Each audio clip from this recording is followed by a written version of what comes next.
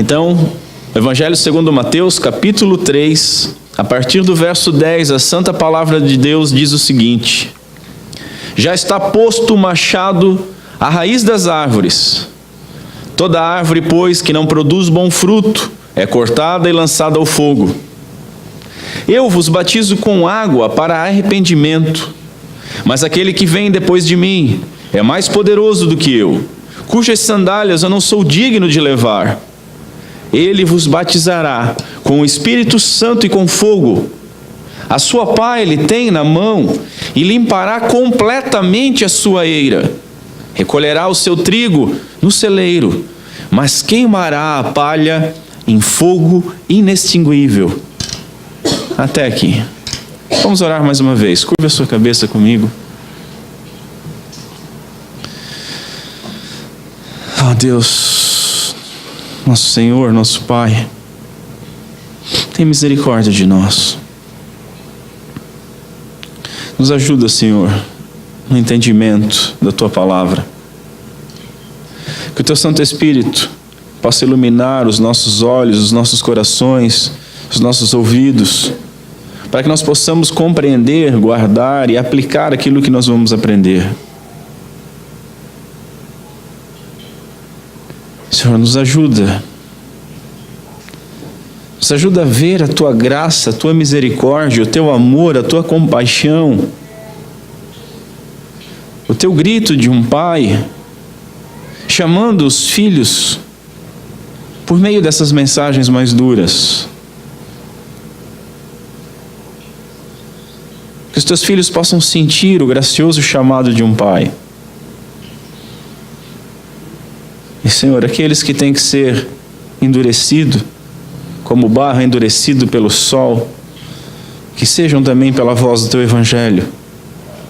Cumpre os Teus propósitos. Glorifica o nome do Teu Filho em nosso meio. Tem misericórdia de mim a expor a Tua santa palavra. Nos ajuda, para a honra e glória do Teu santo nome. Amém. Senhores, nós estamos vendo nessas últimas semanas o surgimento do arauto do rei, nosso rei Jesus, o surgimento desse arauto que é João o Batista, que é aquele que foi profetizado que era o Elias, que deveria preceder o Messias.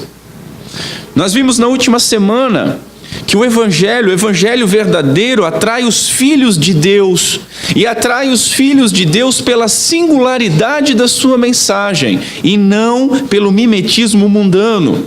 O que significa isso? A mensagem do Evangelho é diferente do que aquilo que o mundo pode apresentar, daquilo que o mundo quer apresentar, e muitas vezes daquilo que o mundo ouve. Muitos púlpitos têm sido destruídos, porque pastores têm sido substituídos por palestrantes de auditório, coaches, que dão palestras motivacionais, onde as pessoas são recebidas e são ditas: você é legal, você é boa, olha no espelho e diga: eu sou um vencedor. E chamam isso de Evangelho. Mas a mensagem do Evangelho nos diz outra coisa.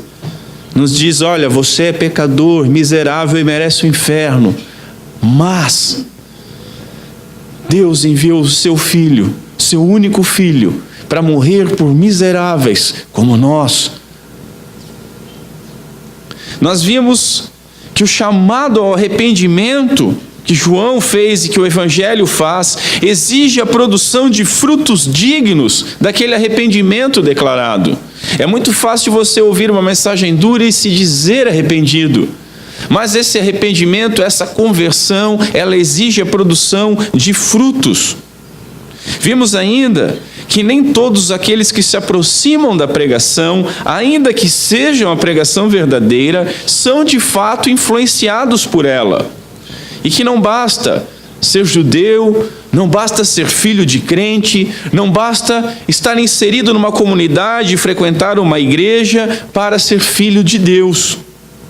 Hoje, nós veremos que essa mensagem de João é urgente. Nós vamos falar a respeito da urgência dessa mensagem. que ele reconhece a grandiosidade daquele que vem após ele. E esse que vem após ele, o nosso Messias, Cristo Jesus, ele limpará completamente a sua eira, separando então definitivamente o joio do trigo. Então, em primeiro lugar, vamos ver que a mensagem é urgente. O jeito que ele é falado é enfático. O machado está posto. O tempo dos ouvintes está acabando. Se o machado já está posto à raiz, significa que o lenhador está se aproximando para utilizar esse machado. Esse verso, senhores, o verso 10, ele é a conclusão do pensamento dos versos 8 e 9. E talvez eu deveria ter utilizado ele, exposto ele na última exposição, para concluir o pensamento. Todavia, eu quis trabalhá-lo junto com o testemunho de João sobre Cristo, e quis trabalhá-lo numa sequência de 3 versos, então, que vão falar a respeito de fogo. Agora, eu pergunto para vocês, olhando o verso 10, já está posto o machado. Os senhores conseguem ver a urgência do verso? Nós, às vezes, nos acostumamos com algumas coisas na palavra de Deus, e isso não significa algo bom. Significa que aquilo parece que não faz mais efeito para nós. Aquilo não nos traz mais a um estado de alerta. Nós começamos a ver a narrativa de João Batista, aquele que aparece no deserto pregando para corações desérticos: arrependei-vos. E nós sabemos que a mensagem vai ser dura, até então Cristo Jesus aparecer para o batismo. E nós entramos já num modo automático: não, vai ser duro e tal, tem aquela palavra ali, a mensagem é legal. João Batista era carne de pescoço mesmo. E nós não prestamos atenção no que está sendo exposto. Você consegue ver a urgência? O machado está posto à raiz. Senhores, como vimos, a conversão exige a produção de frutos dignos do arrependimento. Não basta dizer, não, eu me arrependo. Não basta trazer aos olhos algumas gotas de lágrimas. Esaú chorou bastante, Judas chorou e de nada adiantou. João aqui, quando fala que o machado está posto à raiz, ele não está falando em poda. Ele não está falando em disciplina. Jesus vai falar isso mais tarde. Jesus mais tarde vai falar a respeito de galhos que são imprestáveis, que são cortados e que são lançados no fogo. Mas vai falar também de alguns galhos que são podados para produzir mais. E quem mexe com alguma coisa de jardinagem sabe o que isso significa. Às vezes você precisa podar para que aquela seiva que vem da raiz possa gerar um fruto, gerar uma folha bonita. Mas aqui, João Batista não fala em poda, ninguém poda nada com o machado. Ele está falando de outra coisa. A necessidade de arrependimento, senhores, é vital, porque o julgamento vindouro, ele é inevitável. Não há como refrear. Seremos julgados, e não só é inevitável, como será imediato. Os sinais da vinda do nosso Senhor podem aparecer, mas creia, na hora que as pessoas tomarem conhecimento, na hora que, como um relâmpago, de ponta a ponta dos céus, o nosso Senhor voltar, não vai dar tempo para arrumar nada. Não vai dar tempo para se consertar. Não, eu estou guardando tudo porque aos 45 do segundo tempo eu vou fazer alguma coisa diferente. Como diz o bispo Raio, na cruz haviam outros 2 homens, e um foi salvo lá, à véspera da morte, para mostrar que há esperança até o último suspiro, mas somente um, para que ninguém fique folgado e fique confortável achando que pode ser ele. Esse julgamento vindouro, então, é inevitável e será imediato. E quem pode saber a hora? Qual é a figura que nosso Senhor usa? Eu virei como um ladrão. Se nós soubéssemos a hora que o ladrão viesse, nós nos armaríamos para aquele momento. Mas nós não sabemos. Ele nos pega desprevenido, assim como a vinda do nosso Senhor vai ser de repente e vai pegar a muitos desprevenidos. Nós não sabemos a hora. Senhores, a pregação do Evangelho é urgente. João fala como se eles estivessem diante do último julgamento, naquele momento. Não é depois, não é amanhã, não é no próximo mês. É naquele momento. E a pregação hoje do Evangelho, quando é Evangelho, perdeu o senso de urgência. O Evangelho foi transformado em alguns passos que você dá para ser uma pessoa melhor. Mas isso nunca foi a pregação do Evangelho. A pregação do Evangelho é agora ou nunca. Decida se é hoje. Diante de você está a vida e a morte. Não dá para você ficar pensando nas coisas. Como Whitefield dizia quando pregava, e ele dizia entre lágrimas, e muitas pessoas falavam e reclamavam: você chora muito quando prega. E ele dizia: como é que eu não vou chorar, porque eu sei que muitos daqueles que estão ouvindo a pregação vão para o inferno. Como é que eu não vou chorar? E ele dizia entre lágrimas no seu púlpito: não sabeis se estáis ouvindo o último sermão ou não, ou se jamais tereis outra oportunidade de chegar a Cristo. Nós brincamos com essas coisas. Nós nos acostumamos, temos várias Bíblias, temos mais Bíblias do que poder e capacidade de vontade de lê-las. Temos cultos para ver pela televisão, pela internet. Temos igreja para ir, às vezes vamos na igreja, aplacamos a nossa consciência, achamos que está tudo bem, achamos que podemos fazer as coisas amanhã, que podemos nos corrigir amanhã.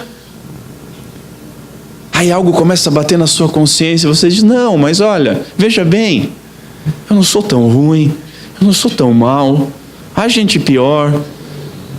Não mexe nessa área não, deixa isso aqui assim. Veja, acompanhe o que João diz: convertei-vos. Lembra que nós falamos que converter dava uma ideia melhor do que arrepender? Convertei-vos, arrependei-vos, é a primeira palavra que ele prega, a primeira palavra que Jesus prega. Era a palavra que os apóstolos pregavam. Você nunca vai ver um apóstolo dando 12 passos para uma vida feliz. É arrependei-vos, convertei-vos, mas isso basta? Não, é o que nós vimos semana passada: produzi, pois, frutos dignos desse arrependimento, dei as costas para o pecado, comece a agir conforme a nova natureza. Se você nasceu de novo, as coisas velhas passaram. Dizer que as coisas velhas passaram é muito mais do que dizer que aquilo não te condena mais. É porque aquilo não faz mais parte do teu dia a dia. Você vira as costas. Você não odeia mais só o pecado. Você odeia o prazer que o pecado te dá. Você odeia ter pensamentos contrários à lei de Deus. E não é por isso que você fica um melancólico. Você tem alegria porque a sua salvação descansa na obra de Cristo Jesus.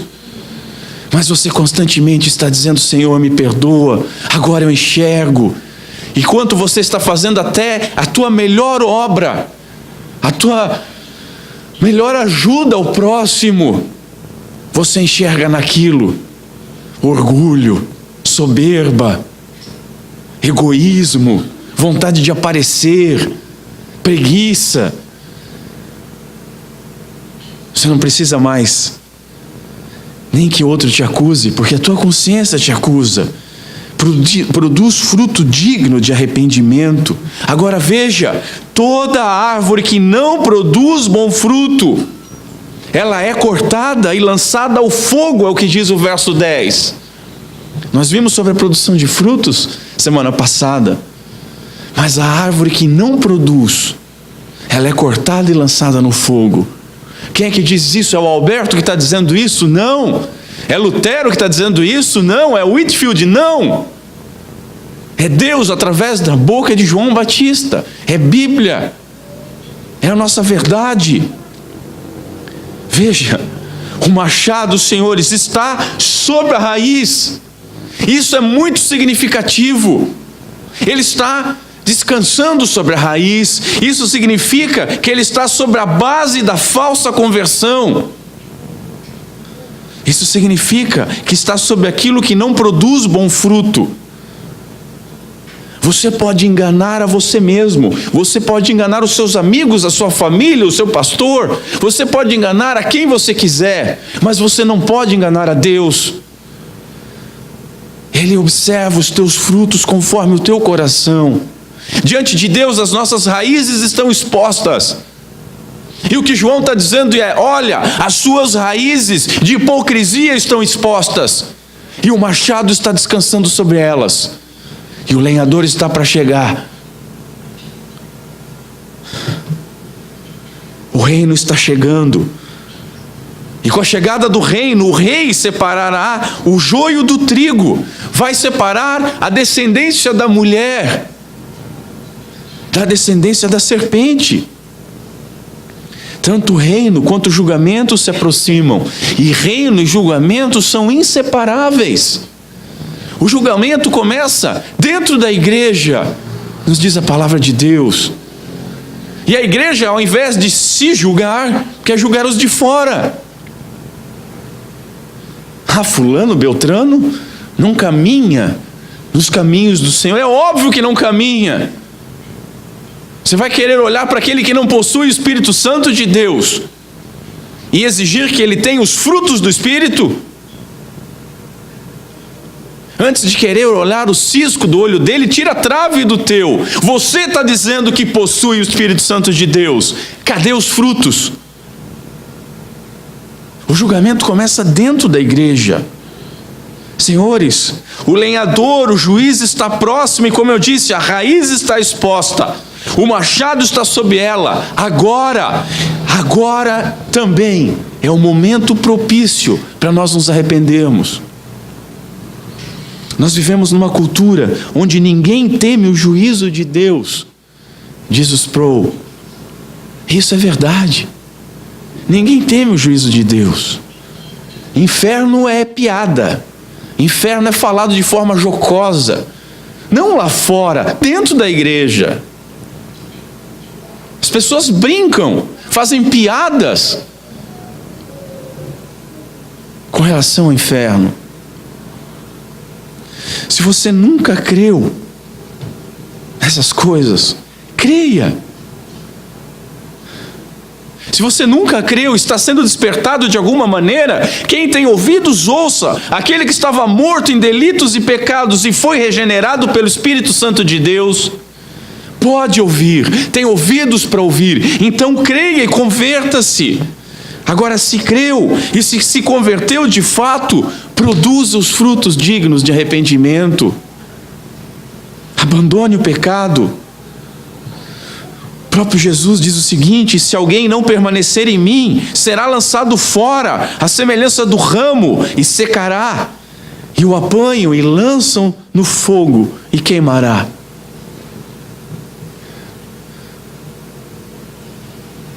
Senhores, nós temos que entender que Cristo não é esse mestre que o mundo fala. Cristo não é esse mestre que muitos dentro da igreja estão falando.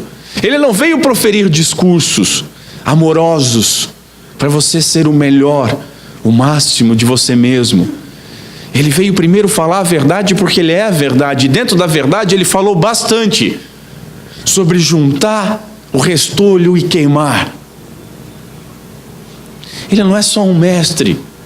Ele veio e se entregou e morreu. E por aqueles pela qual ele morreu, esses não serão juntados para serem queimados. Ele sentiu na sua carne isso. Ele pagou na sua carne o preço.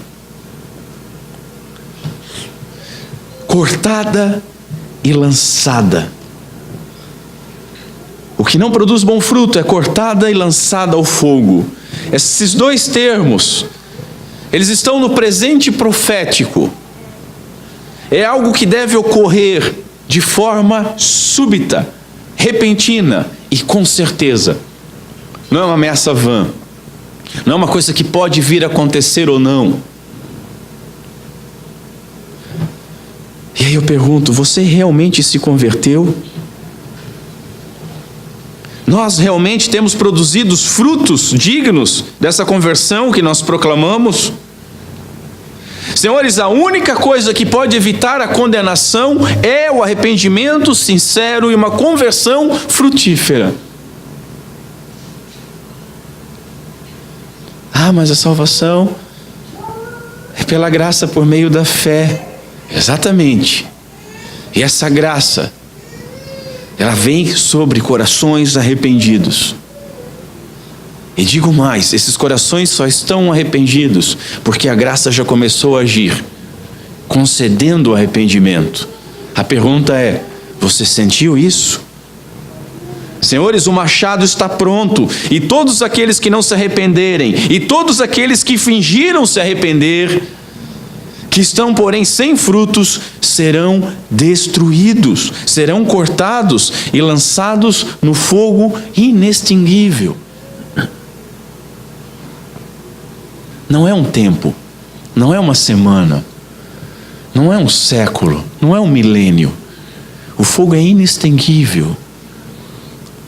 Em segundo lugar, nós vemos aqui que esse é o testemunho de João no verso 11. Eu batizo com água para arrependimento, mas aquele que vem depois de mim é mais poderoso do que eu, e eu não sou digno de carregar as suas sandálias. Que versos, senhores! Que termos, que palavras! A figura para ilustrar a sua própria inferioridade é muito significativa. Tanto tirar as sandálias, que a gente tem que falar isso porque tem pessoas que encontram problema em tudo. Ah, mas Marcos, Lucas fala em tirar, aqui fala em carregar. Quem tira e quem carrega é a mesma pessoa.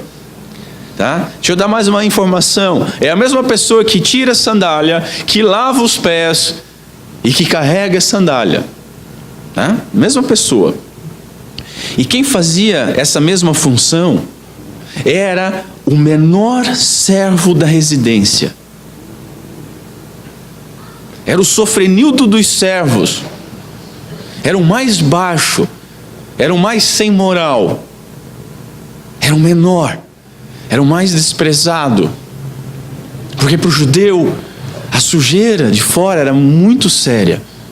Tanto que Jesus usa isso como uma ilustração da contaminação que nós pegamos no mundo. Nós estamos limpos pela sua palavra, lavados pela sua palavra, mas sujamos os pés. E aí tem o dia de lavar pés. Agora veja o seguinte. Jesus nos diz que nenhum homem nascido de mulher é maior do que João. Já pensou? O próprio João, tendo ouvido isso, às vezes a gente fica, quando recebe um elogio, todo mundo gosta de um elogio, é óbvio. E às vezes tem pessoas que nos elogiam que a gente fica mais, aquele elogio vale mais. E às vezes tem pessoas que nós não esperamos que nos elogiem. Agora João Batista é elogiado por Cristo Jesus. E o elogio é simples.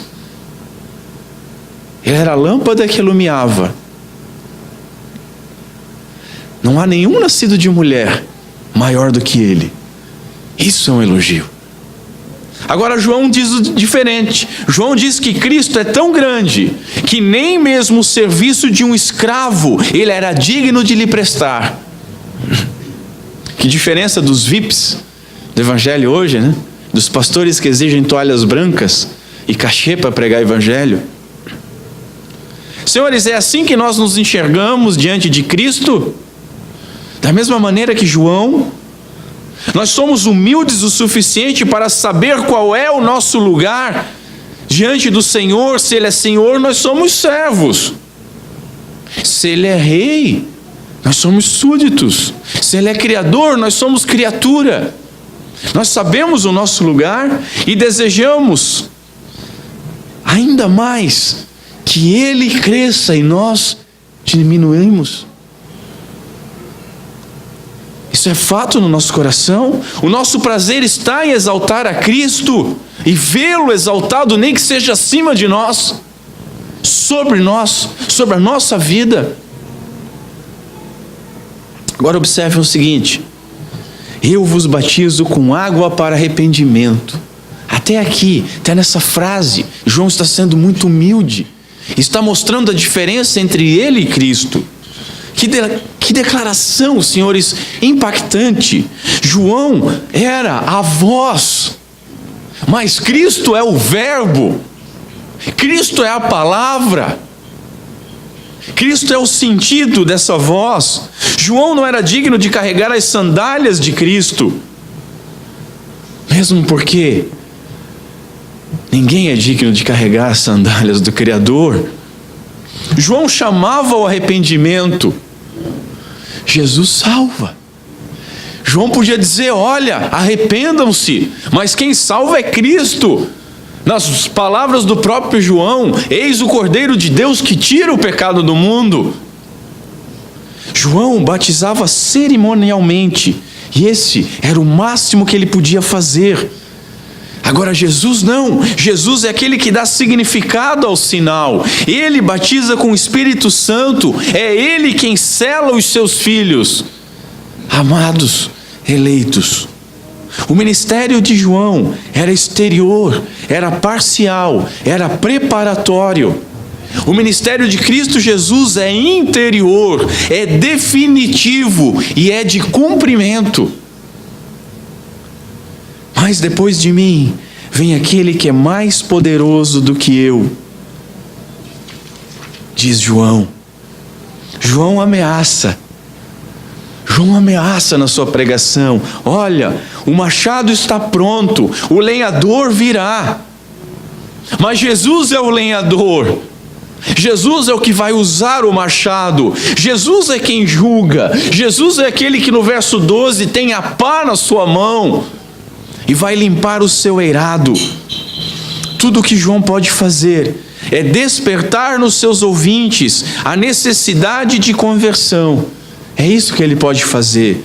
E um teólogo continua dizendo: é necessário alguém mais poderoso que João para proporcionar a coisa significada. O que isso significa? João podia dizer: olha, arrependam-se, convertam-se. Mas quem converte é Cristo. Quem dá sentido à conversão é Cristo. Nós nos convertemos a Cristo. Ele é o que dá significado, sentido e força para tudo que João e qualquer outro pregador faz. É igual aos sacramentos hoje, senhores. Nos sacramentos hoje ocorre o mesmo. Quem administra pode apenas aplicar o sinal. Eu posso partir o pão, eu posso dividir o cálice, eu posso derramar a água, eu posso aplicar o sinal, mas é prerrogativa de Cristo, por meio do Espírito Santo de Deus, aplicar esse sinal exterior, interiormente. É Ele que sela. É Ele que sela interiormente. João, portanto, batizava com água para preparação para arrependimento. Jesus, por outro lado, batizará com o Espírito Santo e com fogo para o cumprimento. Jesus batizará com o Espírito Santo e com fogo. O que significa isso? Há 3 interpretações a respeito de Jesus batizar com o Espírito Santo e com fogo. E dessas 3 interpretações, uma se divide em 2, que são praticamente diametralmente opostas e se atacam. Há um grupo que relega os 2 termos ao Pentecoste, e este grupo é que se divide a respeito do entendimento. Alguns acham que ele é repetido constantemente, outros que acontece apenas uma vez. Há um outro grupo que interpreta fogo com referência única e exclusivamente ao juízo. e nada mais. E há um terceiro grupo que relaciona fogo com ambos os casos. Vejamos mais a fundo, um pouquinho mais a fundo, cada um desses. O primeiro grupo que se relaciona o Espírito Santo e fogo com Pentecostes, como eu disse, ele se divide em dois. Ele se divide entre aqueles que afirmam que após Pentecostes, essa é a experiência de todo crente quando se converte. Como é que funciona isso? Pentecostes, nós temos que compreender o que significou o Pentecostes, né? Existem muitas igrejas que fazem festas de Pentecostes. A igreja romana tem o dia de Pentecostes e agora a igreja evangélica, que está metida a ser judaizante, também faz a festa de Pentecostes. A festa de Pentecostes faz muito sentido se você foi circuncidado, faz bastante sentido se você tem plantação, e aí você espera depois da colheita 50 dias e você faz a festa. Tem bastante sentido. Agora, se você é um empresário, um bancário, um promotor de vendas, um vendedor qualquer, um dono de casa, aí fica um pouco meio sem sentido, né? Principalmente se você não for judeu. Mas deixa essa observação para lá. O que é o Pentecostes, senhores? Pentecostes é uma festa judaica. O que ocorreu em Pentecostes? Opa, agora nos interessa. Cristo Jesus prometeu um outro Consolador. Um outro Consolador, como eu falei para os irmãos, não é um substituto. Em tempos de Copa do Mundo, não é tirar Neymar e botar Felipe Coutinho. Vão jogar mais ou menos parecido, mas não é o mesmo. Outro Consolador é de igual poder, de igual natureza. Cristo está dizendo que virá outro, que é o Espírito Santo, que é Deus. Mas ele tem que subir para ir, a partir do Pai e do Filho, enviar o Espírito e cumprir todas as promessas com relação ao derramamento do Espírito Santo do Antigo Testamento. Ok. Quando se dá isso? Permanecer em Jerusalém até que do alto sejais revestidos de poder. Aconteceu que, passado um certo tempo, ocorreu, durante a festa de Pentecostes, esse derramamento. Isso é um momento único da história. Não se repete. Vimos um outro Pentecostes. Você está vendo uma outra Bíblia também, provavelmente. Nós estamos vivendo um Pentecostes. Vocês voltaram no tempo? Né? Ou são judeus? Nessa interpretação, o que ocorre é o seguinte: o único caso onde o Espírito Santo foi derramado sobre homens de Deus após a conversão foi no cumprimento da promessa da vinda do Espírito Santo. A partir daquele momento, quando a pessoa se converte, ela recebe o Espírito Santo. Ele vem fazer morada. Ele habita. É Ele que regenera, é Ele que dá fé, é Ele que dá arrependimento, é Ele que santifica, é Ele que guarda para glorificação. Ele é o penhor da nossa salvação. O que é penhor? É algo que é te dado, uma garantia. Guardem bem isso que eu falei agora, porque quando eu falar o lado oposto, vocês vão ver a complicação disso. Portanto, após o cumprimento extraordinário foi só lá, só naquele momento da descida do Espírito Santo aos apóstolos, cada cristão convertido recebe então o Espírito Santo no ato da regeneração e é purificado como que por fogo. Espírito Santo e fogo. Observem o seguinte: um estudioso, Carson, ele afirma que a preposição com não é repetida antes de fogo. O texto não diz, eu vos batizo, ele vos batizará com o Espírito Santo e com fogo. No grego é com o Espírito Santo e fogo. Isso muda bastante no grego. Se a preposição ela governa as duas palavras, Espírito Santo e fogo, isso, diz esse estudioso, normalmente sugere um conceito unificado, Espírito-fogo, ou algo semelhante. E ele ainda argumenta o seguinte: no Antigo Testamento, fogo com frequência tem uma conotação purificadora e não destrutiva, ainda que haja também, é óbvio. Todas as ilustrações de juízo final são com fogo, mas purificadora. E deixa eu fazer um pequeno parênteses. Se você está sendo purificado com fogo, está queimando tudo que não é bom.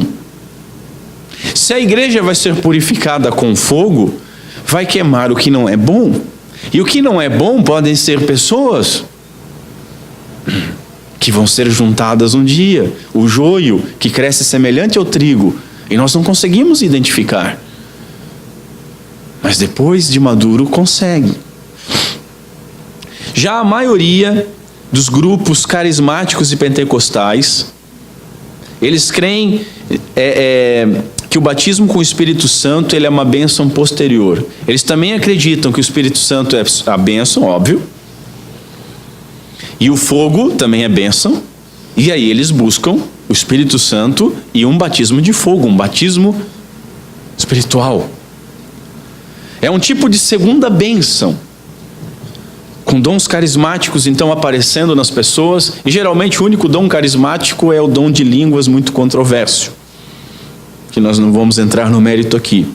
E aí então eles dividem a cristandade entre os frios e os quentes, os avivados e os tradicionais, crentes de primeira e de segunda linha. Afinal de contas, a pergunta dentro dos corredores dessa igreja é: você já foi batizado com o Espírito Santo? Não. Puxa, meu Deus, você precisa disso, você precisa ser batizado com o Espírito Santo. Lembra que eu falei antes? A gente tem que guardar. O Espírito Santo é penhor. Se o cara vem, bota o dedo no teu nariz e diz: você é batizado com o Espírito Santo? Aí os irmãozinhos lá que ainda não faz o diz: ah não, eu estou buscando. Como está buscando? Tu está dizendo então que não é cristão, filho. Você não tem o penhor. Todo convertido é batizado com o Espírito Santo. O Espírito Santo faz morada. O Espírito Santo é o penhor. Você foi selado com o Espírito Santo. É por isso que tem neguinho com medo de marca da besta. Marca da besta tem os bestas que não forem selados com o Espírito Santo. Ah, é chip, é isso, é aquilo, aquele outro. Os selados não se perdem. Os selados têm o penhor. O penhor significa que aquele que deu o penhor, quem é que deu o Espírito Santo? O Pai e o Filho. Aquele que deu o penhor virá pegar de volta aquilo que é seu. O segundo grupo enxerga o fogo como um símbolo do derramamento da ira divina. Só para falar, essa primeira opção, na segunda parte, que acha que é uma bênção que vai se repetindo cada vez, é o grupo maioritário do que se chama igreja hoje em dia, infelizmente. E ainda eles têm a ousadia, o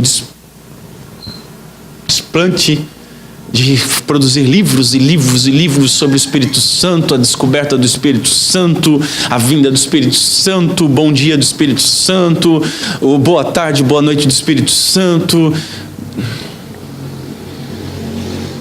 Aqueles que não entenderam absolutamente nada do Espírito Santo. Não existe conversão sem o Espírito Santo. João Calvino foi apelidado de o teólogo do Espírito Santo. Segundo grupo. O segundo grupo, a segunda interpretação, enxerga fogo como símbolo de derramamento da ira divina, aonde se queimará as árvores sem bons frutos. Para estes, o batismo com o Espírito Santo é um batismo de bênção que ocorre no momento da conversão pós-Pentecostes. É a primeira interpretação lá. Essa sem controvérsia. Batismo com o Espírito Santo aconteceu em Pentecostes e sempre que alguém se converte, ele é batizado. E o batismo de fogo, para eles, é o derramar futuro da condenação. Pura e simplesmente isso. É só essa divisão. Batismo do Espírito Santo é para crente, o de fogo, futuro para os condenados. O texto só está dizendo isso. À luz do verso 10, senhores, onde as árvores de mau fruto são queimadas, e do verso 12, que nós vamos ver, onde a palha separada do trigo é juntada e queimada, faz todo sentido isso. Nós temos que ser honestos e dizer, faz todo sentido. Porque dentro desse contexto, ainda que a gente tenha visto lá a história da preposição, que junta os dois, dentro desse contexto nós temos que ver assim, Mateus vai escrever um texto, Mateus vai escrever 3 frases, nas 3 frases ele vai usar fogo, na primeira com um significado, na segunda com outro significado e na terceira com o mesmo significado da primeira. É meio estranho, é um tipo de redação meio estranha. Notem, Mateus era um publicano, ele era instruído, ele não recebeu a nossa educação de Paulo Freire, ele não está fazendo uma redação do Enem, tá? Né? Tem que ter uma coerência. Tem que ter uma coerência. Ele não poderia mudar o significado simplesmente e deixar as pessoas perdidas. Ah, fogo, fogo, fogo. E eu confesso que eu já permeei a primeira visão, a visão pentecostal, ainda da primeira visão à segunda. Busquei o batismo com fogo durante muito tempo, até compreender que era uma bobagem. E depois eu me aproximei dessa aqui, onde alguns homens dizem, aqueles que buscam batismo com fogo estão buscando condenação para si. Respeito, mas muito cuidado. Portanto, recapitulando, o primeiro grupo, batismo com o Espírito Santo e fogo, bênção, os dois. Segundo grupo, batismo com o Espírito Santo, bênção, e batismo de fogo, condenação. E aí então vamos ver o terceiro grupo. E eu confesso que essa opção mudou a minha interpretação, quando eu fui ler a respeito disso. Essa crê no uso destas duas interpretações juntas, só separadinho ali aquele errinho de buscar a segunda bênção. O argumento tem como base primária, senhores, João Batista ser o último profeta do Antigo Testamento. Isso não deve estranhar os irmãos, né? Mas ele está no Novo. Não façam isso, pelo amor de Deus. Jesus deixa bem claro que os profetas profetizaram até João. Jesus deixa bem claro, essa é a nova aliança, até a nova aliança eles estavam sob a antiga aliança. Isso já tira um monte de confusão sobre a vida de Jesus, né? Tem que apresentar como Jesus, mas Jesus era judeu. Tem que fazer isso como Jesus era. Jesus é judeu. Você é judeu? Não é judeu? É o quê? Cristão. Beleza, então você vai se comportar como um cristão, você vai aprender com Atos. João Batista, o último profeta do Antigo Testamento. Os profetas, senhores, normalmente falavam, profetizavam algo que era imediato, tinha um significado imediato, e havia também um cumprimento futuro. É assim que nos chegam todas as profecias messiânicas. Assim, o argumento aqui é que no verso 11 está falando dos eventos após o primeiro advento de Jesus, após a primeira vinda, e que o verso 12 está falando da segunda vinda. E nesse segundo advento, o verso primeiro vai ter o seu sentido completo. Completado. Os que foram batizados com o Espírito Santo são guardados no celeiro, e aquele fogo que estava purificando os filhos de Deus vai purificar em geral, vai purificar a terra. Veja, fogo nas Escrituras, com frequência, simboliza ira. Com frequência. Todavia, o fogo também, como eu já disse, simboliza uma obra purificadora da graça. Algo como chamas de fogo apareceram em Pentecostes. Nós não podemos esquecer disso. Não eram chaminhas de fogo, né? Aí vem o cara lá, não, foram chamas de fogo e foi vento. Não, lê.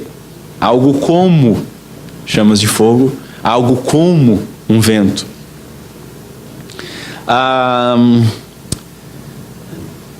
Se nós olharmos para o fogo, nós vamos entender que a chama ilumina. O fogo purifica, certo? O Espírito Santo faz as duas coisas. Ele tanto ilumina quanto purifica. Nos diz isso Hendrickson. E ele continua dizendo o seguinte: é verdade que toda vez que uma pessoa é retirada das trevas e posta na maravilhosa luz de Deus, ela está sendo batizada com o Espírito Santo e com fogo. E aí então ele cita a interpretação de Calvino desse verso. E Calvino chamou a atenção para o fato de que Cristo é quem concede o espírito de regeneração. e que, como fogo, esse Espírito nos purifica, retirando a nossa imundície.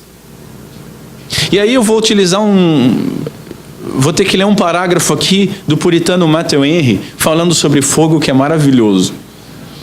Diz ele o seguinte: aqueles que são batizados com o Espírito Santo são batizados como que com fogo. Os 7 Espíritos de Deus aparecem como 7 lâmpadas de fogo em Apocalipse 4. O fogo ilumina? Também o Espírito é um Espírito que ilumina. O fogo aquece e os corações não queimam dentro dele. O fogo consome e o espírito de julgamento, como um espírito que arde, não consome as impurezas das corrupções dos pecadores. O fogo torna tudo que alcança semelhante a si. O fogo se move para o alto. Também o Espírito torna uma alma santa, como Ele mesmo é santo, e tende a se dirigir para o céu. Cristo diz: vim lançar fogo à terra.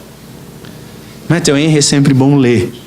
Então, a bênção de fogo é purificar-nos. A bênção de fogo seria queimar a nossa imundície. Assim como na consumação final, esse mesmo fogo vai purificar, então, não só as pessoas, mas toda a humanidade. Os hipócritas e ímpios serão queimados eternamente. Portanto, Cristo nos batiza com o Espírito Santo, que regenera e ilumina, e com fogo que purifica e aquece. Todavia, esse batismo com o Espírito Santo não é uma bênção posterior, é no ato da conversão. Como também ele salva aqueles que batiza. Ele dá o dom, dá o selo da vida, o penhor, que é o Espírito Santo, e condena com fogo do juízo os ímpios. E aí nós vamos para o terceiro ponto. Aquele que é poderoso e possui o machado, aquele que batiza com o Espírito Santo e com fogo, ele virá limpar completamente a sua ira. Esse é outro verso que a gente tem que parar. As pessoas nesse meio aqui ficam muito, o batismo com o Espírito Santo, fogo. A gente tem que olhar muito o verso 10 e o verso 12. Observe, senhores, o que está sendo dito aqui.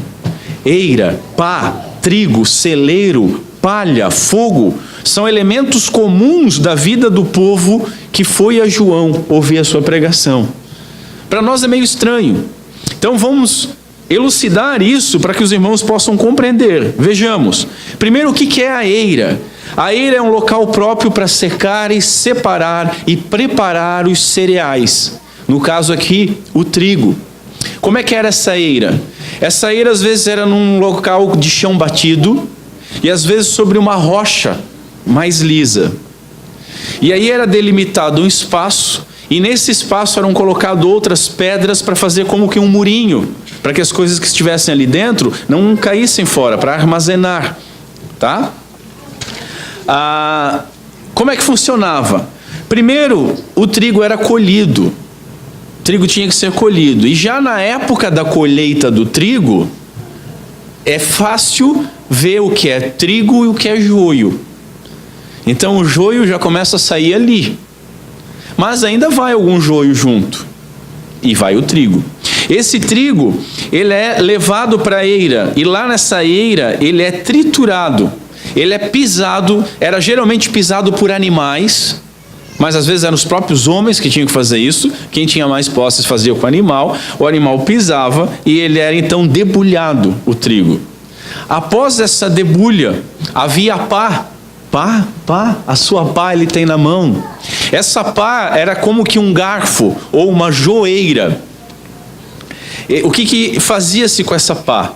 Entrava-se na eira, pegava esse trigo debulhado e jogava para cima.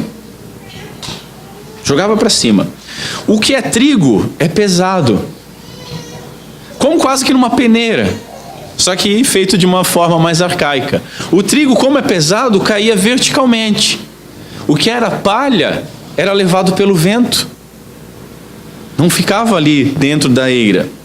Essa palha depois, ela era juntada, amontoada, porque eles não eram como muitos de nós somos, de deixar ali o relaxo. Não, vamos lá juntar essa palha toda, amontoada, e depois ela era queimada. E o trigo que foi separado, depois da debulha e da separação, então ele era juntado, recolhido em celeiros, porque ele era muito valoroso. Agora a gente tem uma compreensão do que o texto está dizendo. E aí observe, o machado está posto na raiz. Deus conhece. O lenhador está a caminho.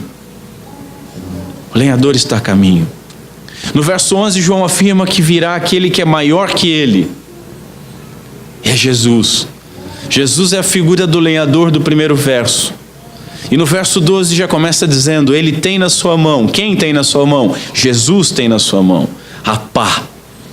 Ele tem a pá e limpará completamente a sua eira. Presta atenção no termo, completamente. A gente costuma dizer que não vai ficar pedra sobre pedra. A gente pode dizer aqui que não vai ficar palha alguma. Não vai ficar joio algum. Ele vai fazer isso completo. O que é a eira? Senão a igreja. Os crentes são como o trigo, úteis, valiosos e serão guardados. Já os hipócritas são como a palha, são leves, vazios, levados por todo vento de doutrina e de entendimento, misturados ao trigo por meio de uma profissão de fé exterior, falsa, mas chegará um dia que essa eira será purificada. E não são pastores que vão fazer essa purificação, nós somos falhos. Não é o crentino que se acha o melhor de todos, o apontador de dedo que vai fazer isso.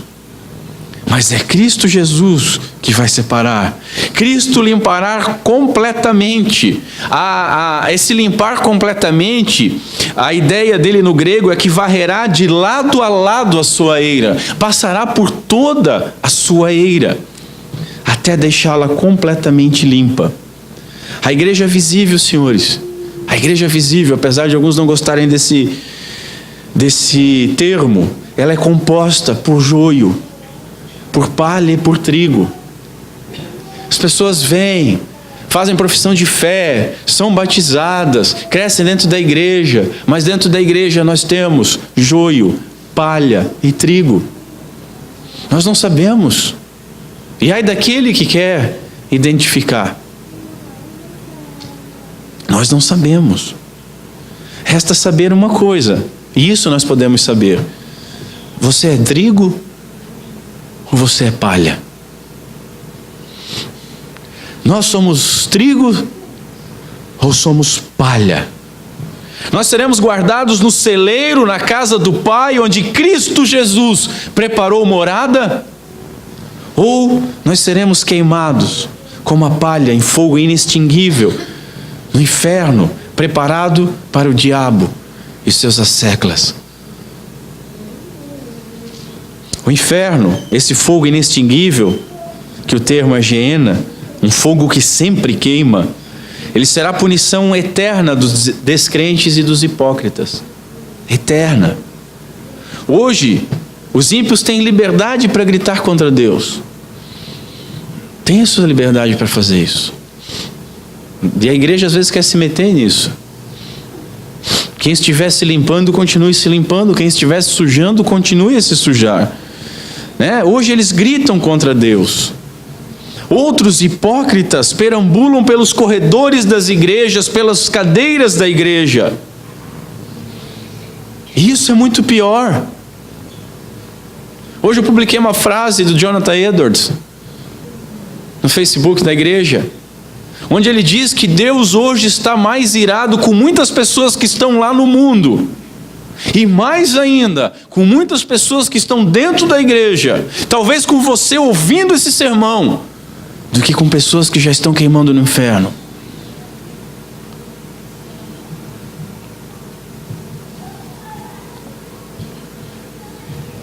Muitos hipócritas perambulam pelos corredores, pelas cadeiras da igreja, perambulam pelos púlpitos, pelos instrumentos musicais, pelos títulos e cargos, mas eles serão para sempre separados dos bons e dos sinceros. chegará o dia que eles serão separados. Eles serão lançados ao fogo que não se apaga. Serão lançados no castigo interminável. E por isso, meu amigo, não há motivo algum para fazer piadinha com o inferno. Mesmo porque o que separa um crente verdadeiro de um ímpio ou de um hipócrita é a graça de Deus. Todos nós merecíamos. Todos nós merecíamos. Se você é um ímpio que está ouvindo essa mensagem, se você é um ateu, sempre foi ateu, né? Eu não acredito em nada, escuta a voz de Deus hoje, te chamando. Se você, perambulando por dentro da igreja, tem buscado fugir da condenação vindoura, como João falou, a gente viu na semana passada, como filhos de víboras, que quando vem o fogo começa a rastejar e tentar se esquivar para se salvar, se arrependa hoje. Hoje, senhores, é dia de salvação. A mensagem de João Batista é urgente. O julgamento escatológico se aproxima e exige arrependimento. Veja, senhores, João é um pregador de condenação. João é um pregador do inferno. Todavia, o seu nome é Jeová é gracioso. É tarefa da graça alertar o povo sobre a condenação. E ai de nós, se nós não alertarmos. Ai de nós, se nós ficarmos chamando o mal de bem e o bem de mal. Ai de nós, se nós vemos o mal vindo e não alertarmos. Seria muito interessante, por um lado, a gente poderia ter um auditório imenso, e vocês virem até mim e eu ficar aqui, você é uma bênção, vocês são uma bênção, olha para o irmão do seu lado e diga, você é uma bênção, e você é o melhor de Deus, e senta, e levanta, e bate palminha para Jesus, a gente enche lugares. Mas a nossa função como profeta é alertar o povo da condenação. Pouco ama aquele que não te alerta sobre o perigo. A mensagem de João é graciosa. Lembra que eu já citei, né? Certo pastor que uma vez me disse, eu não posso te colocar para pregar, que você vai mandar a igreja toda embora. Mas eu não sei pregar outra mensagem, senão o arrependimento, a cruz e a graça de Cristo. Senhores, a condenação é iminente. É iminente. E você pode pensar, mas isso aqui já se passaram muitos e muitos anos. Mas querido, você pode parar de respirar hoje ainda. Hoje pode te pedir a tua alma, o que tu vai oferecer? Qual é o fruto de arrependimento que você tem? E a menos que creia e se arrependa, você será condenado. Você não é salvo por algo que você falou. Você não é salvo por pertencer a algum lugar. Você não é salvo por entender alguma doutrina. Você não é salvo por estar num grupo. Você não é salvo por estar numa família. Você não é salvo por ter uma carteirinha de membro de igreja. Você só é salvo por graça. E a graça é destinada a pecadores arrependidos. A vida e a morte estão diante de vocês. Escolha a vida. A mensagem de João parece horrível, senhores, mas ela está saturada, ela está transbordando misericórdia. É um alerta. Não vão por esse caminho, se arrependam. Mas há ainda de se falar sobre os crentes verdadeiros. Toda mensagem dura é um bálsamo para o crente verdadeiro. Porque quanto mais verdadeiro ele é, quanto mais ele se limpa, mais ele vê que ele é podre e sujo. Quanto mais ele se santifica, mais ele descobre a profundeza tenebrosa que é o seu coração, o que o motiva. Aos crentes verdadeiros, a mensagem também remete um consolo. Deus está te cuidando. Nós vivemos num mundo impiedoso. Nós congregamos misturados com pessoas impiedosas. Nós precisamos de encorajamento. Nós precisamos de encorajamento. E o encorajamento que eu posso te dar é: Jesus nunca te abandonará. Você será guardado no celeiro celestial do Pai. Se você é trigo, durante a debulha é ruim. É ruim para o trigo ser debulhado. Pode te ferir durante a debulha. Quando a pá vier e te jogar para cima, talvez a tua queda não seja suave dentro da ira do Senhor. Mas se você permanecer na ira do Senhor, você será guardado no celeiro do Senhor. Mesmo morrendo, a nossa morte é preciosa para o Pai. Diz em Salmo 116, nós seremos conduzidos ao seio de Abraão, Lucas 16, estaremos em casa com o Senhor, Deus nosso Pai, é o que diz 2 Coríntios, capítulo 5. Eu quero listar algumas aplicações dessa doutrina para os irmãos, para encerrar. Primeira aplicação, observe o exemplo de João. Aqueles que são honrados por Deus, eles se consideram humildes, se consideram indignos. Indignos. Eles se humilham para exaltar a Cristo. Eles têm no coração o desejo de diminuir para que Cristo apareça. E nós, senhores? E nós? Nós confiamos humildemente na graça do Senhor? Nós queremos que Ele seja exaltado sobre todas as coisas? Ou nós confiamos nas nossas realizações, no nosso braço, nas nossas coisas, nas nossas obras? Ou nós queremos ser exaltados pelas coisas que fazemos? Lembra do seguinte: se você conseguisse obedecer toda a lei, você ainda seria um servo inútil. Mas não há ninguém que consiga.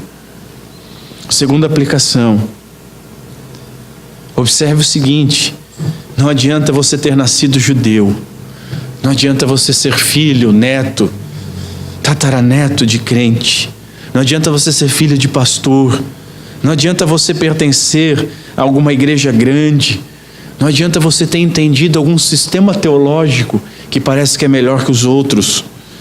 Como Paulo, senhores, nós devemos ter a nossa justiça própria como perda para ganharmos a Cristo e sermos achados nele. Tudo que nós podemos ter que é nosso, nós devemos considerar como perda para sermos encontrados em Cristo Jesus. Ele é tudo. Terceira aplicação, não se engane.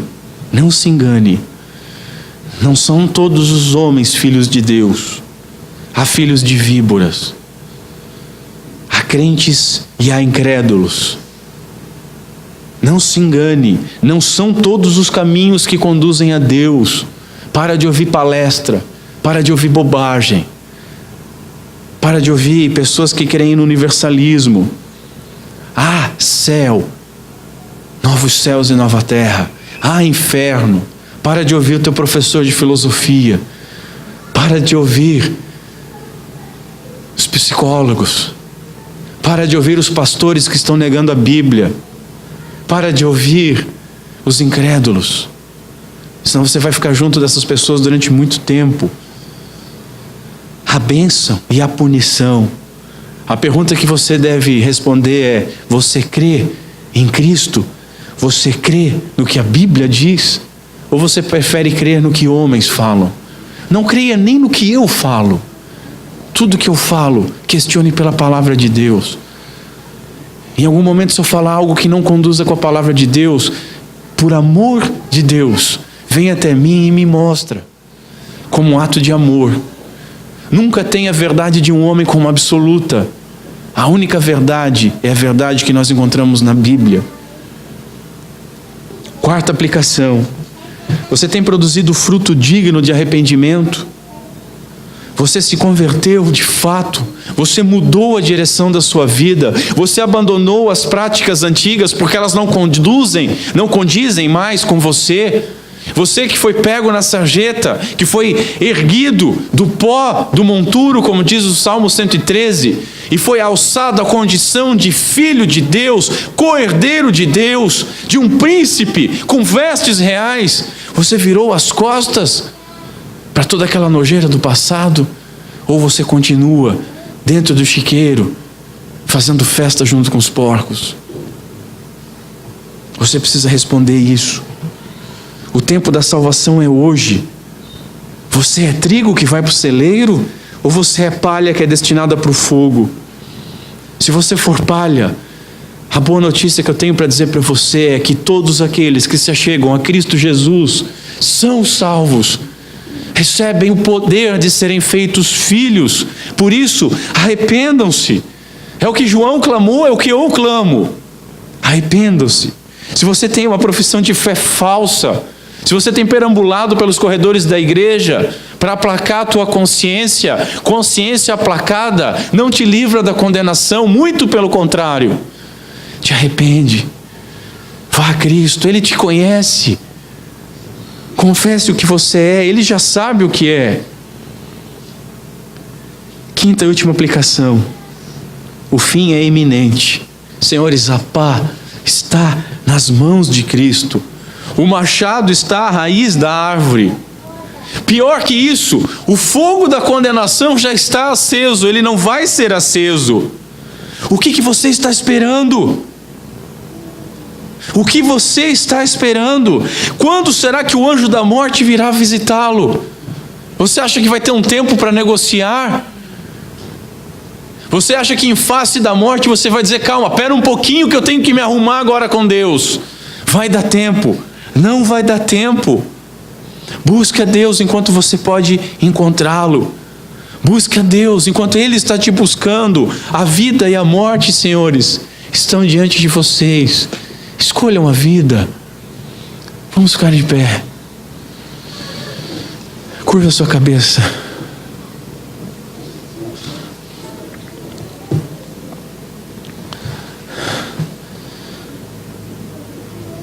Senhor Deus, nosso Pai, obrigado pela Tua palavra. Obrigado pela Tua palavra, Senhor, que nos desmascara. Mostra quem nós somos. Que mostra quem Tu és, santo, justo, maravilhoso, e que vieste até nós, pecadores.